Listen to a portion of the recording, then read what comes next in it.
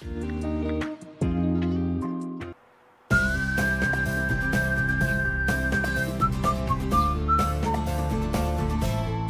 lambot. Oh.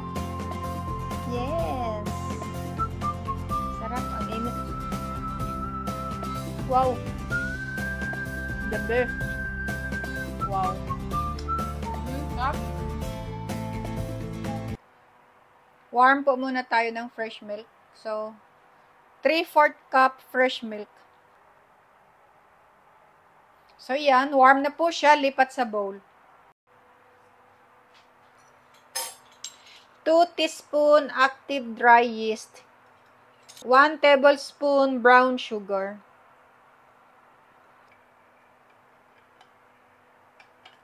Takpan. Leave natin ito ng 12 minutes or until mag-bubbles. 1/2 cup butter.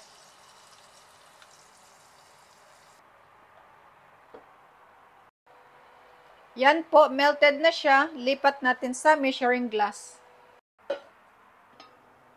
Yes, after 12 minutes, bubbles na po siya. Add 1/2 cup melted butter. Pwede margarine or oil. 3 3/4 cup all-purpose flour.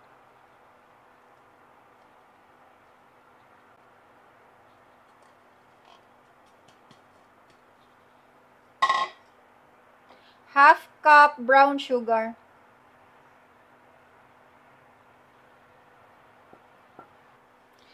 2 teaspoon vanilla powder para lang po mabango ang ating tinapay.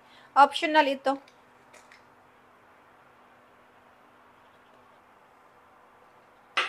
Half teaspoon salt.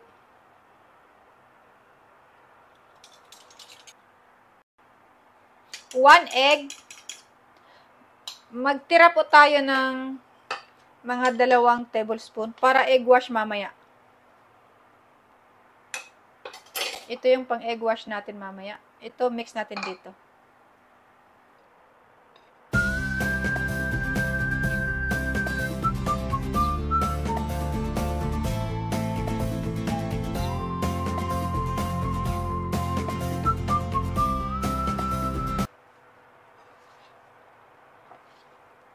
Mas okay po ganito kaysa kaysa matigas ang mixture. Mas maganda, malambot. Malambot ang ating tinapay.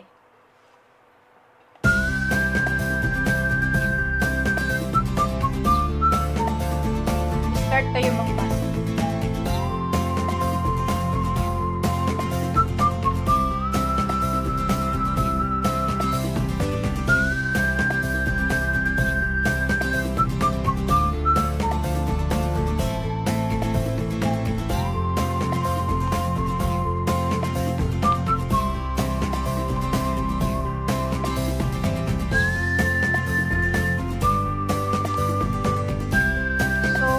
After 7 minutes, okay na po yung dough natin. 7 to 10 minutes lang siya imasa. Ganda na. Yan oh. Makinis na ang ating dough. Ang sarap ng tinapay na kasalalay sa ating pagmasa. Yan, ready na siya pa alsahin. I-grease natin ito with oil. Dito natin siya pa alsahin. So, pahiram natin ng konting oil.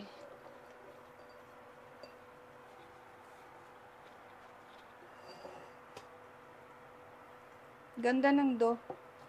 Mas maganda yung dough pag malambot ang pagka-mix natin. Lambot ang ating tinapay. Takpan. Leave natin ng 1.5 hour or until mag-double ang size.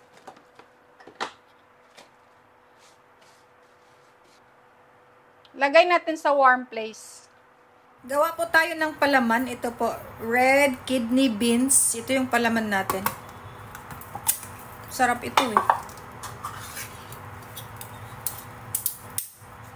Yung liquid, i-strain natin. Puro laman lang. I-mash natin dito. Kung may blender kayo, okay din sa blender. Durugin natin. Add 1/3 cup of brown sugar.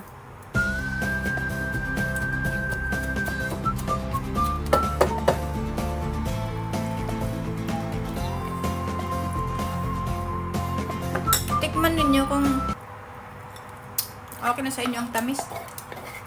Tamis na din eh. Yes, after 1.5 hour, okay na po, tumabo na ang ating dough. Punch natin para matanggal ang hangin.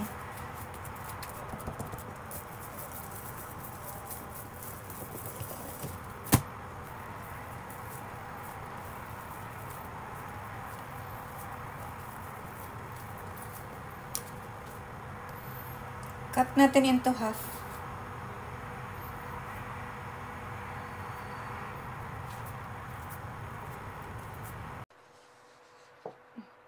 Gamit tayo ng pizza roller.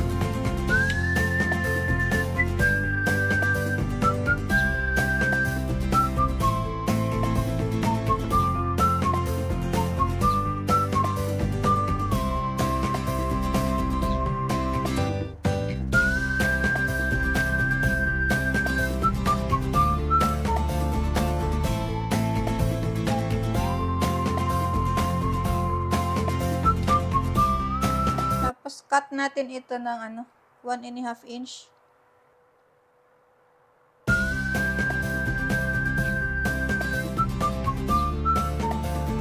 Lagay sa baking paper, sa baking tray. Pwede may baking paper, pwede din wala.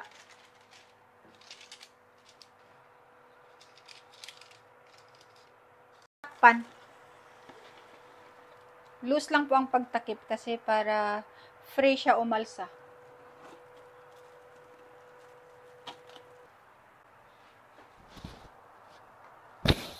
Takpan, lagyan natin ng cloth. Lagyan natin ng 1 tablespoon na fresh milk.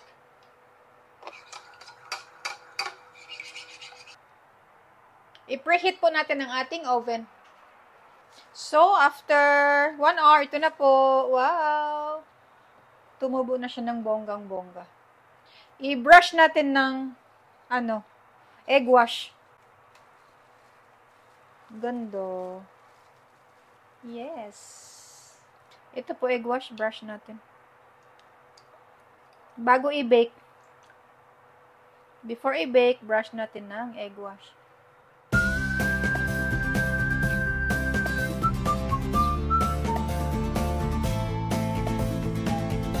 Ganda ng tinapay natin.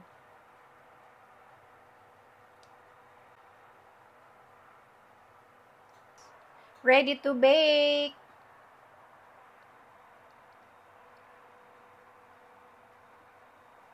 Bake natin ng 200 degrees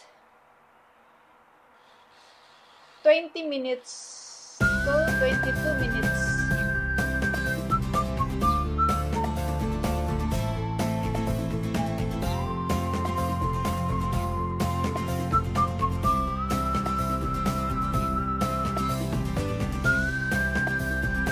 Yes, luto na po. Mainit-init pa.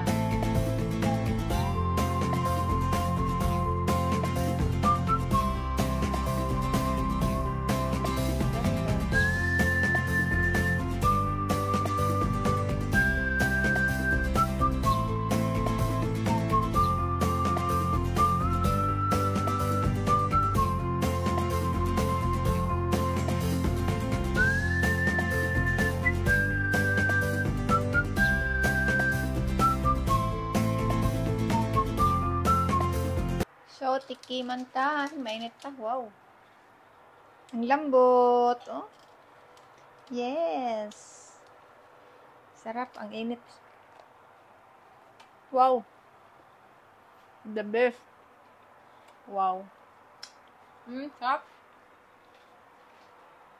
Yummy, yummy, yummy. Ang daming palaman. The best.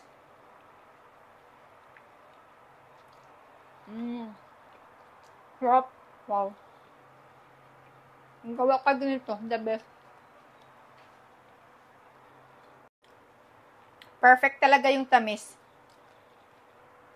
Yung likod niya, luto talaga. Ang lambot. Yes. Yan. Sarap. Sobrang sarap. Para sa kape at tsaa.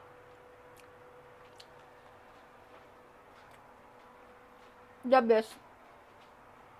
Sarap ng munggo. Red beans. Mas masarap compare sa munggo bread. Yung usually na pandimongo. Masarap ito.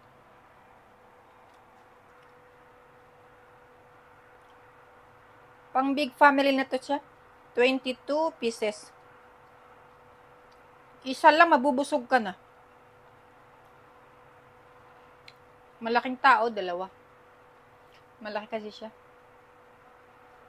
That's it! Please click like and subscribe to my YouTube channel and hit the notification bell para po updated kayo kung may bagong videos upload ako. Thanks for watching! Ito yung second batch. Hindi nagkasya sa first tray, sa isang tray.